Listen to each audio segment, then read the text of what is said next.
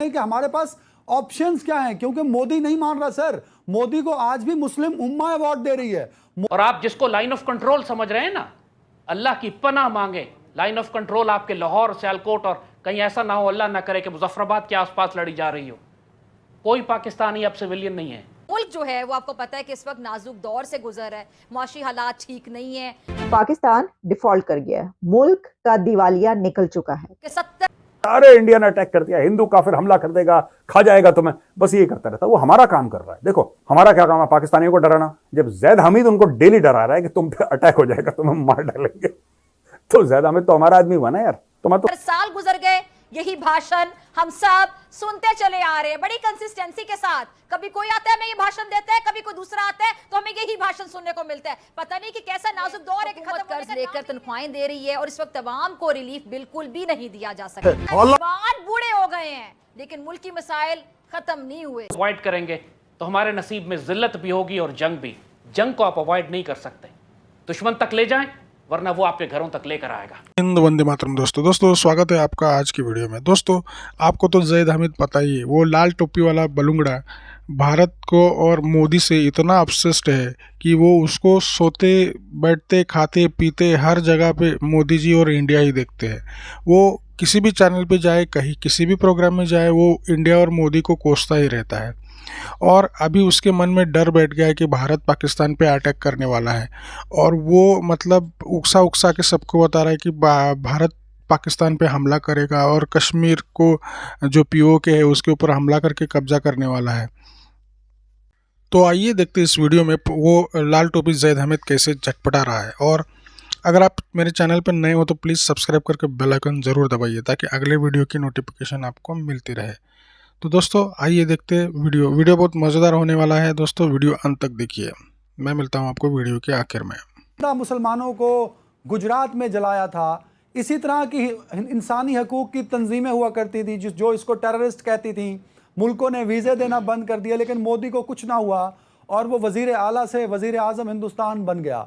मुझे खदशा है कि कश्मीर में जो हो रहा है वो भी उसी गुजरात की एक माजी की तरह माजी बन जाएगा और दुनिया सिर्फ आर्टिकल लिखेगी, दुनिया सिर्फ टाइटल देगी, इसके अलावा कश्मीरियों के लिए दुनिया कुछ नहीं करेगी।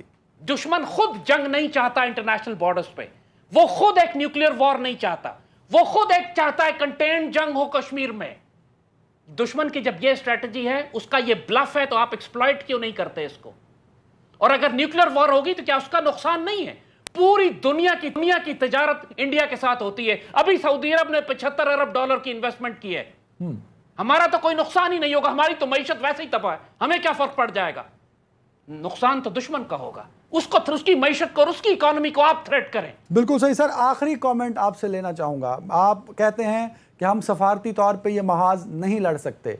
अगर हम जंग की तरफ जाते हैं, क्या हम में इतनी कैपेसिटी है कि हम इस हालात में, जब हमारी माशी हालत आपने खुद कहा इस बेहतर नहीं है और इससे इनकार भी नहीं है, दूसरी जानब क्या हिंदुस्तान जैसी बड़ी इकॉनमी, उसके पास नंबर ज़्यादा हैं, फ़ौज की तादाद ज़्यादा है, उसके पास एसेट्स हैं, उसके पास भी एटॉमिक वेपन्स हैं, क्या हिंदुस्तान मेंटली प्रिपेयर नहीं है पाकिस्तान की जानिब से किसी भी रिएक्शन का? मैं फिर आपको फेब्रुअरी पे लेके जाऊंगा। क्या इंडियन एयरफोर्स हमारी एयरफोर्स से 3 गुना ज़्यादा बड़ी नहीं है? हमने क्या हशर किया था उसका फेब्रुअरी में? खुद वो चीखें, पूरी एयर सुपीरियोरिटी हमारे पास थी। हमने अंदर जाके मारा उनको मकबूजा कश्मीर में, उस डिव हेडक्वार्टर को मारा जहां पे जनरल बिपिन रावत खुद बैठा हुआ था, उसके बाजू में हमने बम गिराए सिर्फ उसको सिग्नल देने के लिए। ये हमारी कैपेसिटी है।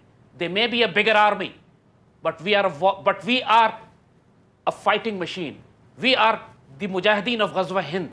हमारी पाक फौज के, हमारे शेर और दलेरों का वो लाखों गुना ज्यादा भी हमसे हो जाए तो मुकाबला नहीं कर पाएंगे। गज़वात में सिर्फ फौज का काम नहीं है जंग लड़ना सर।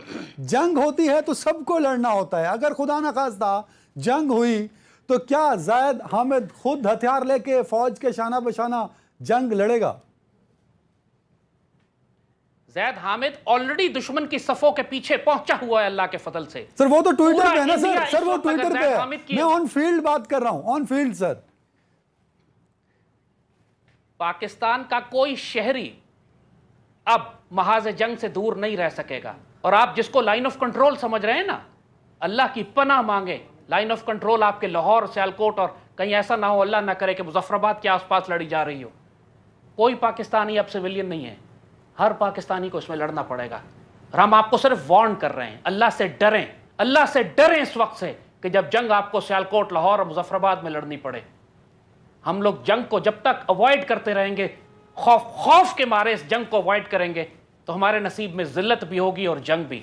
जंग को आप अवॉइड नहीं कर सकते, दुश्मन तक ले जाएं, वरना वो आपके घरों तक लेकर आएगा। बिल्कुल एक हिंदुस्तान के एक्शन का रिस्पांस दिया हमने, सफारती तौर पे जो कुछ हिंदुस्तान ने किया हमने उसका रिएक्शन दिया, हम कहीं पीछे नहीं हटे। तो हर पॉइंट पे हम कश्मीर के साथ हैं, हम हिंदुस्तान के सामने हैं।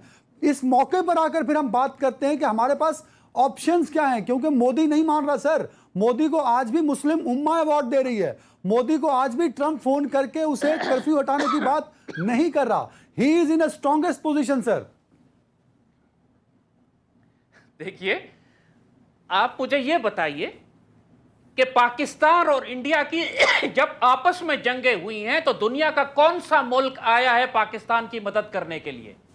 हमने हमेशा तन्हाई इंडिया को मार के ठोका है, चाहे वो कारगिल हो या 65 या 71 में हमें जो नुकसान हुआ, ये जो हम लड़े, लाइन ऑफ कंट्रोल पर जो कुछ हमने किया। इस वक्त एक सबसे इंपॉर्टेंट एलिमेंट जो आप मिस कर रहे हैं, जिस पर आपने गुफ्तगू शुरू की थी अपनी, कि 50 लाख कश्मीरी पिछले 21 दिन से कर्फ्यू में हैं, भूखे और प्यासे मारे जा रहे हैं। ये टाइम क्रिटिकल सिचुएशन है। 27 फरवरी वाला केस भी नहीं है कि जब हमारे पास टाइम था कि हम अपनी मर्जी से बगैर किसी प्रेशर में आए हुए अपने टाइम एंड स्पेस पे रिटेलिएट करें, एंड वी डिड।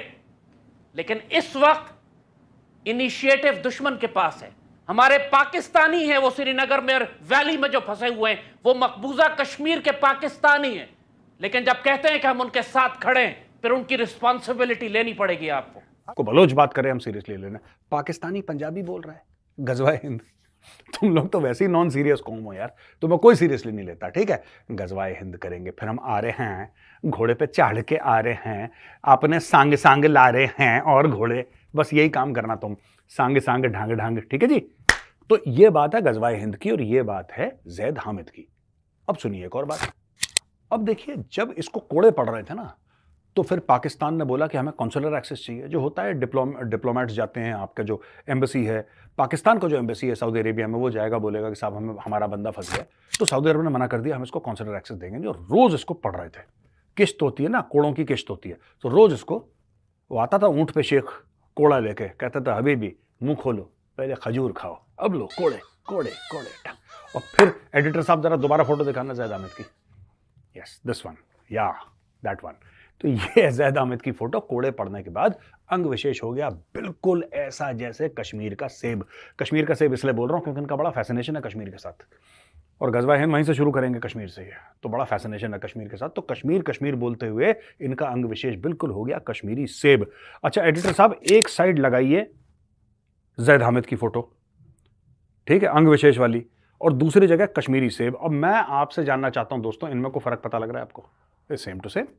तो दोस्तों देखा आपने कि कैसे जैद हामिद झटपटा रहा है। तो दोस्तों ये जो मोदी जी का जो डर है, वो डर बहुत अच्छा है। ये डर देख के मज़ा ही आता है दोस्तों। और ये हमेशा मतलब मोदी जी को कोसते रहता है, और उसका एक भी दिन मोदी जी को कोसे बिना नहीं जाता। ये जिस पाकिस्तानी मीडिया के चैनल पे जाता है, वहाँ पे मोदी जी को और इंडिया को इतने बुरी तरीके से कोसता रहता है कि मतलब इसका जो